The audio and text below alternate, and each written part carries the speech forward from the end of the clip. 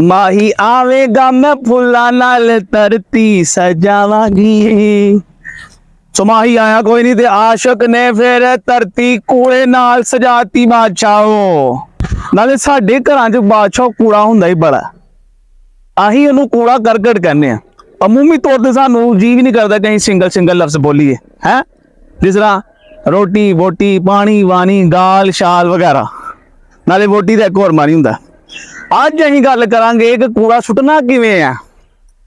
मिसाल लो, एक बंदा एक जनाब चिट्टा सूट पा के परफ्यूम ला के है अपने घरों आ रहा, आहा आहा आहा, ते तुसीं छत ते खड़े आ।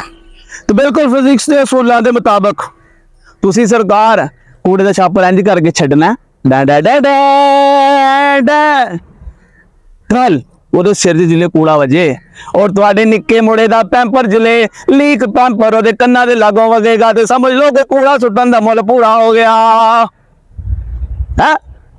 एक होर तरीका कूड़ा सुट्टन दा वो ये कि जनाब कूड़े नूं छापर च पाओ, गंढ लाओ, गंढ लान तो बाद अपने कोठे ते चल जाओ, कोठे ते जाके तुहानूं कमाटू चाड़ो, कमाटू चाड़ के ते छड्ड दिओ। अगे किसी दे नसीब घट्टो घट्ट तुहाडे कोलों तो कूड़ा मुक्या। लो भी सज्जनों, इस दुनिया ते जेड़ा भी बंदा आया वो अपने होने का सबूत दिंदा। मिसाल के तौर पर कोई जरनैल बन के अपने होने का सबूत दिंदा, मैं बहन लगा जी, कोई कर्नल बन के अपने होने का सबूत दिंदा, कोई ब्यूरोक्रेट बन के अपने होने का सबूत दिंदा।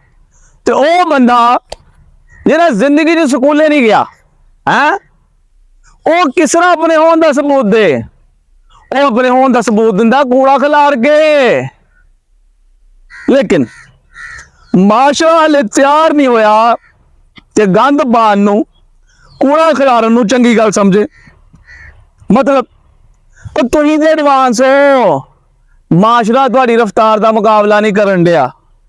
और सज्जनों जो साडे हालात ना, मैं कहांगा कि जो कूड़ा खिलारन दे पैसे मिलते हो ना तो असीं बड़े अमीर होना ही। ते जे कोई अवार्ड मिलता हुंदा तो कोई ना कोई प्राइड ऑफ परफॉर्मेंस अवार्ड सानू भी मिल ही जाना है। आखिर ते ओए ओ लोग जेड़े तुहाडी मर्दानगी नूं चैलेंज करते ने, जेड़े कंधा ते लिखदे ने यहाँ कूड़ा मत फेंके, यहाँ कूड़ा फेंकना मना है, उन्हां दा इलाज करो। रात दी नेरी दा फायदा चुकदे हुए अपना कूड़ा सिर ते चुको, थोड़ा जगह ते सुट के आओ ते वापसी ते अपने आप नूं शाबाश दो ते जियो शेर जवाना। तेरी राती कोई नहीं जमया, तेरे वर्गा कोई नहीं। तो सज्जनों वो दिन दूर नहीं हो जिस दिन पाकिस्तान च कूड़े का माउंट एवरेस्ट होना। तो वीडियो वेखण तो बाद जिहड़ी गल तुहाडे ज़हन च पहली आई हो कमेंट च लिखो, तो हौसला वधाउण लई लाइक करो, शेयर करो, सबसक्राइब करो। तो सज्जनों मिलने हाँ अगली वीडियो च, तद तक कूड़ा खिलारो। हाय हाय हाय हाय हाय।